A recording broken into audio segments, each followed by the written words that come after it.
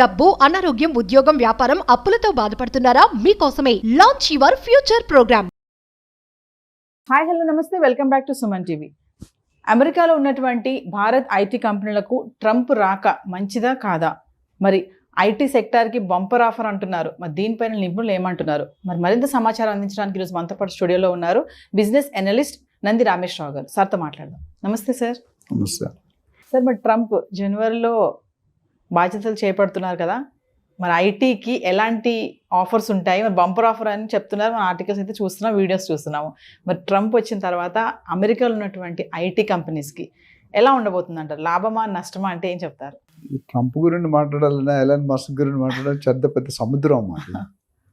IT అంటే income tax అంటావా, information technology అంటున్నావు. సో ఇన్ఫర్మేషన్ టెక్నాలజీ నాకు తెలిసి అంతకుముందు చెప్పాను, అమెరికాలో ఎవ్రీ 4th ఇంజనీర్, అంటే 1 2 3 4 నుండి 8, every 4th engineer in America is from India. Every 4th engineer from India is from south. Every 4th engineer from south is from Andhra Telangana. ఒకటి United. ఇది హిస్టరీ. అంటే మన భారతీయులకి 25% వీలే ఉన్నారు అవుట్ ఆఫ్ హోల్ వరల్డ్. అంటే అక్కడ ఫీలింగ్ ఏంటంటే ట్రంప్ గారిది 45th ఒకసారి చేశాడు, తర్వాత 46% జో బైడెన్ వచ్చాడు, ఇప్పుడు 47%గా. ఆయన వచ్చింది ఏంటి, రిపబ్లికన్ పార్టీ నుండి. సో ఆయనకి ఏంటంటే మన అమెరికా వాళ్ళ కంటే ఇండియా వాళ్ళు ఎక్కువ సంపాదిస్తున్నారు, ఈవెన్ అదర్ కంట్రీస్ అనే ఒక ఫీలింగ్ అయితే ఉంది. ఆయన ఓట్లు గెలిచింది కూడా. ఇప్పుడు ఎలాన్ మస్క్ క్యాంపెయిన్ చేశాడు ఆయన ట్విట్టర్ ద్వారా, మొత్తం వాల్యుబుల్ టైం స్పెండ్ చేశాడు.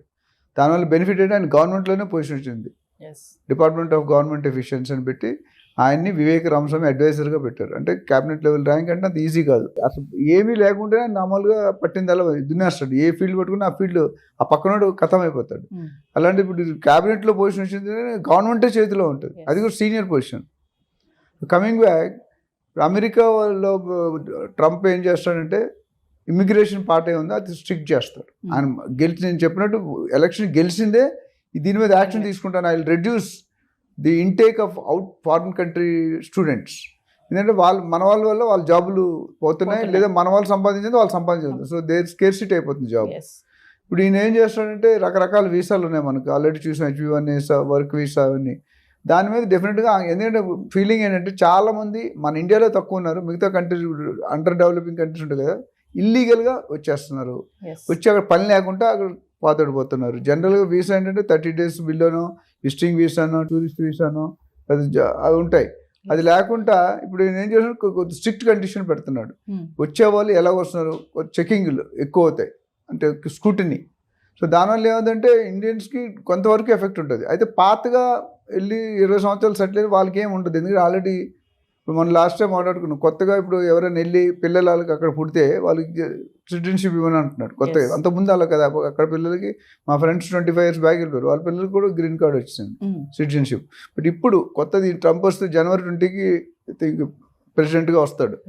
ఆల్రెడీ గెలిచినప్పుడు దగ్గర నుండి గోల్డ్ మార్కెట్ ఎఫెక్ట్ అయింది, షేర్ మార్కెట్, ఏ మార్కెట్ కూడా అన్ని మార్కెట్లు వదలడు, ఈయన అన్నింటిలో పెడతాడు. సో ఇక్కడ ప్లస్ ఇప్పుడు ఎలాన్ మస్క్ ట్విట్టర్ అడ్వర్టైజ్మెంట్ ఇంకా టోటల్ డామినేషన్ ఉంటుంది. సో ఓవరాల్ నేను ఏం చెప్తుంటే ఐటీ పాత వాళ్ళు వెళ్ళబోయే వాళ్ళకి చాలా ఇబ్బంది ఉంది. ఇప్పుడు అక్కడ ఉన్న వాళ్ళు కూడా కొంతమంది వెనక్కి రావచ్చు, ఆయన స్ట్రిక్ట్ చేసే కండిషన్స్, వెనక్కి వచ్చే అవకాశాలు చాలా పుష్కలంగా కనిపిస్తుంది. సో మనం కేర్ఫుల్గా ఉండాలి. ఎందుకంటే చాలామంది రకరకాల ఇల్లీగల్ మెథడ్స్ వెళ్ళిపోతున్నారు, ఏదో విధంగా ఎంటర్ అయిపోతున్నారు. ఎంటర్ అయ్యి అక్కడ జాబ్ లేకుంటే, చదువు లేకుండా ఉండకూడదు మీరు అక్కడ, అది ఇంపార్టెంట్. అయితే ఇంకోటి H1B వర్క్ వీసా అంటున్నాం కదా, వాళ్ళకి ఏమైనా కష్టం ఉంటుందంటారా ట్రంప్ రాక? అంటే కష్టం అంటే కరెక్ట్గా ఉన్నవాడికి ఏముంటుందండి. India has good intelligence, IQ levels బాగుంటాయి. మన ఇండియా వాళ్ళు ఎక్కువ మంది ఎందుకు ఉంటారంటే, ఇప్పుడు దేశంలో ప్రపంచంలో ఎన్నో కంట్రీస్ ఉన్నాయి, అక్కడ ఎందుకు అంటారంటే మనకున్న ఐక్యూ లెవెల్స్ చాలామందికి ఉండవు, ఇంక్లూడింగ్ అమెరికన్స్. సో మన వాళ్ళు అక్కడ బిజినెస్లు కానీ, హాస్పిటల్స్ కానీ, ఇంజనీరింగ్ ప్రొఫెసర్స్ కానీ అందరూ కూడా మన వాళ్ళు డామినేషన్ ఉన్నారు. సో వాళ్ళ మీద ఏంటంటే రైట్ క్యాండిడేట్ లోన్కి అలౌ చేయండి, ఎవరిని పడితే వాళ్ళని అలౌ చేయకండి. సో ఇంపాక్ట్ అనేది ఆయన ఎంత తీవ్రంగా ఉంటుందని చెప్పడం, బట్ డెఫినెట్గా ఇంపాక్ట్ అయితే ఉంటుంది నా ప్రకారం. వర్క్ వీసా అంటున్నారు కదా, అసలు వర్క్ వీసా అంటే ఏంటి సార్? దాంట్లో ఏమైనా టైప్స్ ఉంటాయా? వర్క్ వీసాలో టైప్స్ ఉంటాయి. మెయిన్ వర్క్ వీసా ఏంటంటే మనం జనరల్గా ఏమవుతుందంటే మనం చదువుకున్న తర్వాత నార్మల్గా చూసుకుంటే వెళ్ళగానే జాబ్ రాదు, తర్వాత ఇంటర్న్షిప్ చేయాలి, ప్రాక్టీస్ చేయాలి, దాని తర్వాత జాబ్ వస్తుంది. గంటకి $40 లెక్క ఇస్తారు. కానీ మన వాళ్ళకి ఇండియాలో వాళ్ళు ఇండియా కానీ బయట $10 కొరకు యాక్సెప్ట్ చేస్తారు. ఇప్పుడు అది కూడా మారుస్తాను అంటున్నాడు. సో ఓవరాల్గా మన చదువు అయిపోగానే అక్కడ వెళ్ళగానే జాబ్ వస్తుంది, వర్క్ వీసా అంటే వర్క్ ఉంటే మీకు ప్రాబ్లం ఉండదు. అంతకుముందు అలా ఉండేది కదా. ఇప్పుడు అంటే వర్క్ వీసా లేనప్పుడు డిఫరెంట్, లేకపోతే మీరు వెళ్ళడానికి వీల్లేదు. సో అది main problem. So visa with work, already మీకు అపాయింట్మెంట్ లెటర్ ఉంది కంపెనీ. అక్కడ వెళ్ళి చాలా మంది ఏం చేస్తుంటే ఈ టూరిస్ట్ వీసా ఇట్లా వెళ్ళి అక్కడ ఉండి ఎత్తుక్కుంటారు జాబ్స్. అక్కడ ఆల్రెడీ జాబ్ ఉంటేనే వెళ్తాడు, ఈజీ అన్నిటికంటే. సార్ ఇంకోటి వర్క్ వీసాలో రకాలు ఉన్నాయి కదా సార్, షార్ట్ స్టే అని ఒకటి, దీర్ఘకాలిక అని ఒకటి, EU బ్లూ కార్డ్ వీసా అనేసి, కొంచెం ఒకసారి వివరిస్తారు. అంటే ఇది ఏంటంటే షార్ట్ వీసా అంటే చాలా మంది సెమినార్స్ కానీ వర్క్ షాప్స్ కానీ సింపుల్గా 2 days 3 days బిలో 10-15 days లేదా బిలో 1 month వాళ్ళకి షార్ట్ టర్మ్ అంటే షార్ట్ స్టేయింగ్. విజిటింగ్ వీసాకి అయితే 6 నెలలు అంత టైం ఉంటుంది. దీనికి షార్ట్ అంటే వెరీ రిస్ట్రిక్టెడ్ టైం. దీర్ఘకాలిక లాంగ్ టర్మ్ అంటే at least up to 1 year 90 days. అంటే కొన్ని కంట్రీకి కొన్ని రూల్స్ ఉంటాయి, ప్రతి కంట్రీకి. ఆ 1 year లోపు వెళ్తే మీకు లాంగ్ టర్మ్ వీసా. అదే EU బ్లూ అన్నారు కదా, దానికి ఏంటంటే మోర్ దెన్ 1 year. అంటే టాలెంట్ ఉన్న వాళ్ళు కూడా ఉంటుంది. ఎందుకంటే టాలెంట్ లేని వాళ్ళు తీసుకోరు. They don't want white elephants. White elephant అంటే పని పాటు చేయలేడు. సో వాళ్ళు ఏంటంటే డెఫినెట్గా మన ఇండియన్స్ ఎందుకు ప్రిఫర్ చేస్తారంటే ముఖ్యంగా cost of labour is very less. వాడు $40 తీసుకుంటే మనం $10 కూడా వర్క్ చేస్తాం. అక్కడ వాళ్ళకి ఏంటంటే ప్రాఫిట్ ఎక్కువ ఉంటుంది. అందుకని ఇండియన్స్ బ్యాక్ అండ్ సర్వీస్ అని ఇండియాలో పెడతారు. వాళ్ళ దగ్గర పెట్టుకోరు. వాళ్ళ దగ్గర $40 మనకు $5 ఇచ్చే మనం చేస్తాం. జనరల్గా $10. అది సీనియారిటీ పెట్టి 10 నుండి 20, 22, 30. యాక్చువల్లీ ఇప్పుడు లేటెస్ట్ ట్రంప్ ఏమంటున్నారంటే అది కూడా $10 నుండి కూడా అలౌ చేయని అంటున్నాడు. మన ఏంటి ఖాళీ ఉంటే డబ్బులు రావు కదా. సో ఆ $10 వచ్చిన కూడా స్క్రూటినీ చేయమని ఇప్పుడైతే యాక్సెప్ట్ చేస్తున్నారు ఇండియన్స్ కానీ అదర్ కంట్రీస్ కానీ. కానీ ఫ్యూచర్లో ఈయన ప్రెసిడెంట్ అయ్యాక దాని మీద కూడా ఒక కొరడా చేసే పరిస్థితి కనిపిస్తుంది. ఎందుకంటే మినిమం $25 ఉండాలి, $30 per hour నువ్వు సంపాదిస్తేనే ఇక్కడ ఉండు, లేకపోతే యూ లీవ్ ది కంట్రీ. ఇంకొకటి H1B అప్లికేషన్, వీసా అప్లికేషన్ పైన కూడా కఠిన పరిశీలన జరుగుతుందని చెప్పేసి వింటున్నాం మనము.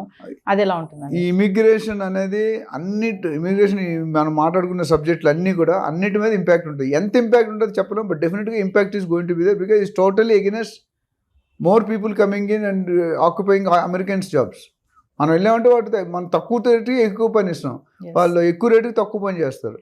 సో డెఫినెట్గా అప్లికేషన్ స్క్రూటినీలో టైట్ చేస్తాడు. ఇంతకుముందు అంత లిబరలైజేషన్ ఉండదు. అడుగుతాడు, మీరు ఎప్పుడైనా వీసాకి వెళ్తే 3-4 క్వశ్చన్లు అడుగుతాను. నువ్వు ఎందుకు వెళ్తున్నావు, ఎక్కడికి వెళ్తున్నావు, ఎన్ని రోజులకి వెళ్తున్నావు, నువ్వు బ్యాలెన్స్ చూపాలి, ఇక్కడ ఇన్ని లక్షలు ఇన్ని కోట్లు ఉన్నాయని చూపిస్తేనే మీకు అలౌ చేయాలి, లేకపోతే అలౌ చేయడు. నేను ఒకసారి ఢిల్లీలో ఉన్నాడు కంపెనీ, జర్మనీకి వెళ్దామని వీసా పెట్టాం. మా బాస్ అప్పుడు 100 సార్లు వెళ్ళొచ్చాడు జర్మనీ. నేను ఫస్ట్ టైం ఇద్దరికి వేసాడు, ఆయనకి రాలేదు, నాకు వచ్చింది. అంటే వాడు ఎక్కడ డౌట్ ఉన్నా మీరు చెప్పే ఆన్సర్ విధానం బట్టి పట్టేస్తాడు చెక్కింగ్లో. ఓవరాల్గా నేను చెప్పాలంటే ట్రంప్ వల్ల మనకి కొద్దిగా డ్యామేజ్ జరిగే అవకాశమే ఎక్కువ కనిపిస్తుంది. రిలేషన్స్ ఉంటాయి మామూలు పైపైన నడిచేది, ఇంటర్నల్గా he wants America to be stronger then any other country. So ఓవరాల్గా వీసా మీద కానీ H1 కానీ లేకపోతే స్టూడెంట్ వీసా కానీ ఇవన్నీ కూడా చాలా క్రిటికల్. సో ఫైనల్గా స్టూడెంట్స్ అయితే అనుకుంటున్నారు ఐటీకి మాత్రం ఎటువంటి డోకా లేదు, మాకు ఇది ఒక బంపర్ ఆఫర్. ఇమిగ్రేషన్ విషయంలో కానీ వీసా విషయంలో స్ట్రిక్ట్ చేసినా ఐటీ సెక్టర్ పరంగా మాత్రం ఎటువంటి ప్రాబ్లమ్స్ ఉండవని స్టూడెంట్స్ అనుకుంటున్నారు. దీన్ని ఎలా చూడొచ్చు అంటారు ఫైనల్గా? అంటే మిక్స్డ్ ఒపీనియన్ అండి. కొంతమంది వరకు పర్లేదు, పాత వాళ్ళని అంత టైట్ చేయలేడు, ఎందుకంటే already they settled and card ఇచ్చేసాడు. బట్ కొత్తగా వెళ్ళే వాళ్ళకి కొద్దిగా టికెట్ లేని ప్రయాణం ఎక్కట్లాగా డెఫినెట్గా there will be some problem. అంటే కొద్ది స్ట్రిక్ట్నెస్ వల్ల కొంతమంది స్కూటీని ఎక్కువైతే కొంతమంది వెళ్ళిపోవచ్చు బయటికి. ఉన్న వాళ్ళని పంపిస్తూ లేటెస్ట్గా 1-2-3 years ఉన్న ఇబ్బందే, ఆల్రెడీ 10-20 years ఉన్న వాళ్ళకి ఇబ్బంది ఏమి లేదు. బట్ కొత్తగా వెళ్ళే వాళ్ళు మాత్రం ఆంక్షలు చాలా కఠినంగా ఉంటాయి, దాన్ని ఫాలో చేస్తారు. ఫాలో చేసినట్టు అంత సెట్ అయితే చాలామంది ఏం చేస్తారంటే ఇల్లీగల్గా రకరకాల వేస్ ఉన్నాయి, ఎలాగోలా దూరేద్దామని వెళ్తారు. ఆ దూరం వెళ్ళినప్పుడు ఇబ్బంది అవుతుంది అనమాట. సో అలాంటివి కఠినంగా స్క్రూటినీ చేసి ఎలిజిబుల్ అయితేనే పంపిస్తారు. Thank you sir. Thank you.